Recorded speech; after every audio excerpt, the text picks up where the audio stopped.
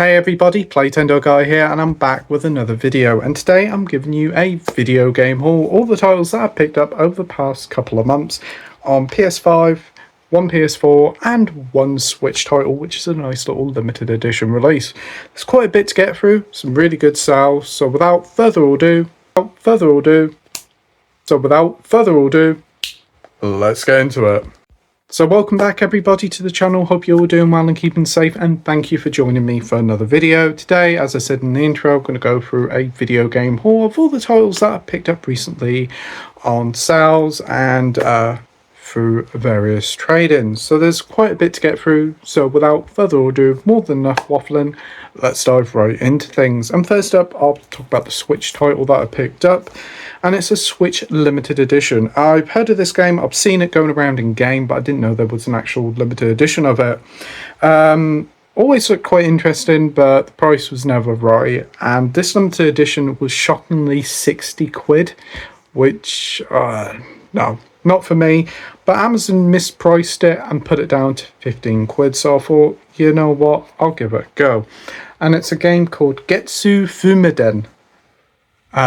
Yeah, I'll probably butchered it, but it's called Getsu Fumiden, and it's similar to Dead Cells. It's like a roguelike platform action game with a really cool old school Japanese art style. Heard it's pretty brutal and hard, but I do like a roguelike, I do like Dead Cells, and the gameplay looked really cool. The game is on its own about 30 odd quid, and this one, as I said, is 60, so it was a no-brainer.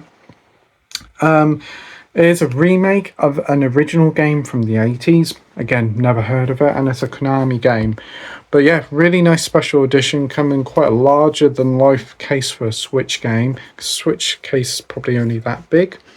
You get the game on Switch, you get 2 CD soundtrack, which is unheard of. Normally it's a digital soundtrack. You get an art book, art cards, and some bonus DLC, and I've heard you get the original game as well, which is pretty cool.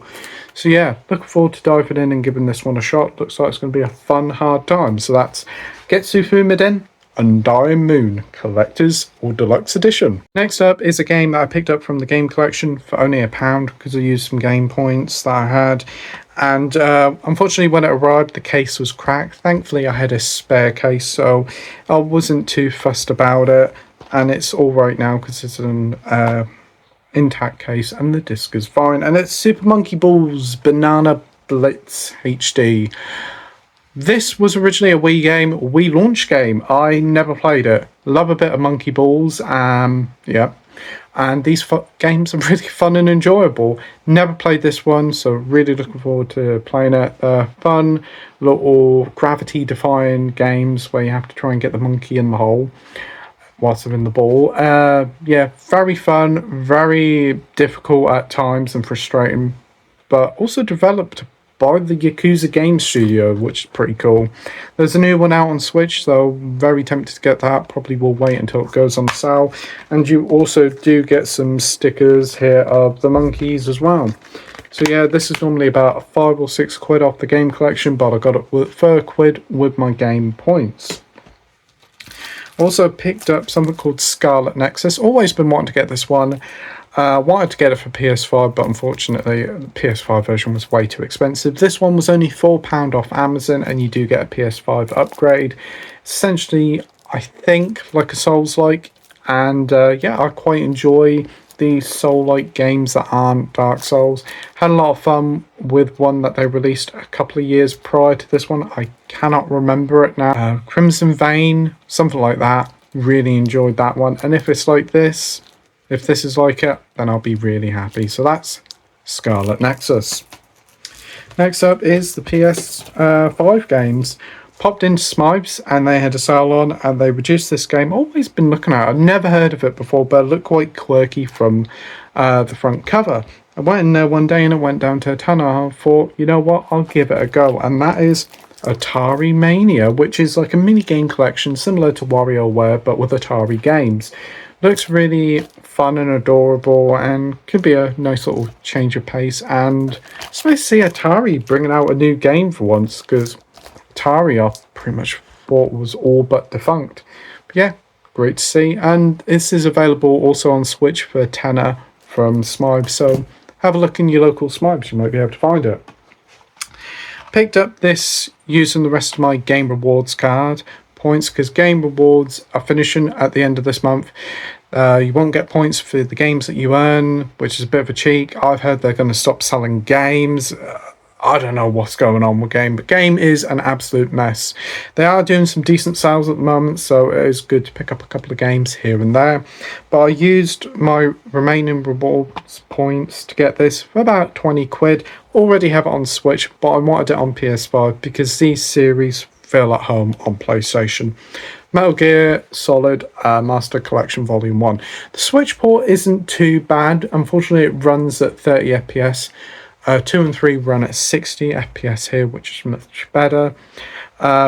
Also, it's not a stupid install size like the Switch version. Still happy to have it on Switch to play it portably, but this is definitely the way to play it. Hopefully we'll get Volume 2 soon with MGS4, 5 and Peace Walker. But yeah, solid little collection. Not the best these games have played, but still it's great to have them on a modern console. So that's the MGS Master Collection Volume 1. They also had this in game for £5. I have played it, completed it. It was free on PS Plus, and it got a lot of crap on when it came out. And you know what? I didn't mind it.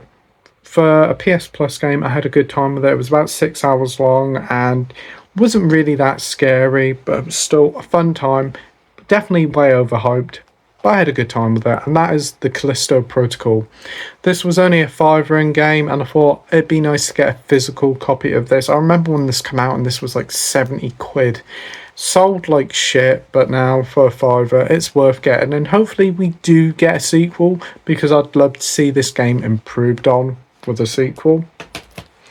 Also picked this up from Smibes. I had some positive buzz about the first one, never did pick it up, but I did pick up this sequel, and you know what, I'm having a blast with it. Hot Wheels Unleashed 2 Turbocharge. It's a arcade racer similar to Micro Machines, and it's an absolute blast. Really fun racing, great visuals. Never was a Hot Wheels kid when I was younger, but really did enjoy this. And you know what, this is actually one of the few licensed games that are actually really good. It's pretty cheap now, it's about 15 quid, and if you like your arcade races, definitely well worth picking up, as there isn't really much like this on PS5. Next up is a game that I do have on Switch, but I always want to play it on PlayStation. Really did enjoy it, and it recently got a PlayStation 5 upgrade, so I picked this up for a tenner from Argos, and that's Dragon Ball Xenoverse 2.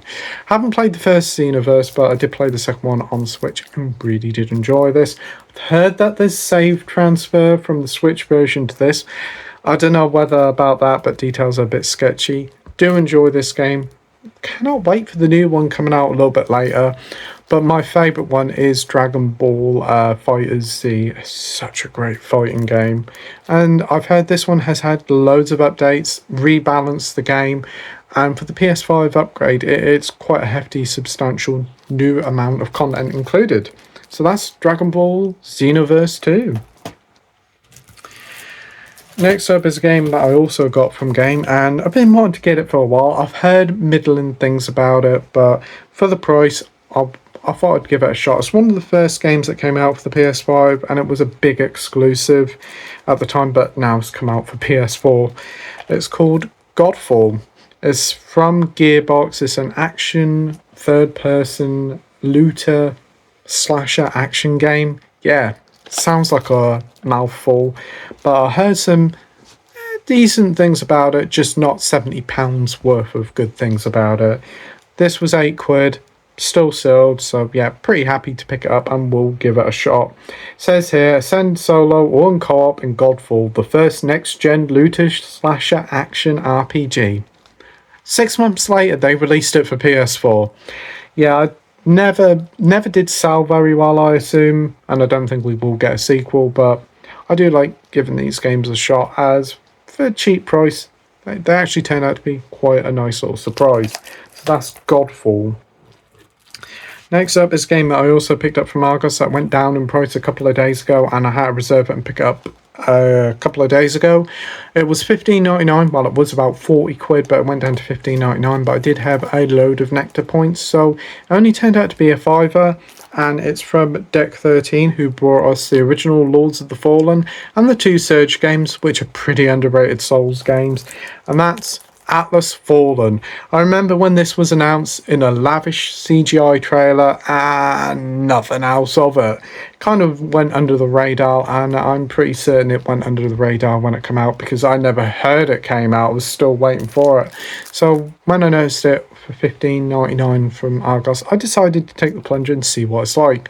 I've heard the game is a little bit glitchy and not the greatest, but in August there is going to be a big sort of reset update that will improve performance, include new gameplay and levels and stuff. So I'm going to hold out and give it a play in a couple of months time and look forward to seeing what it's like. It is a game collection haul that I picked up.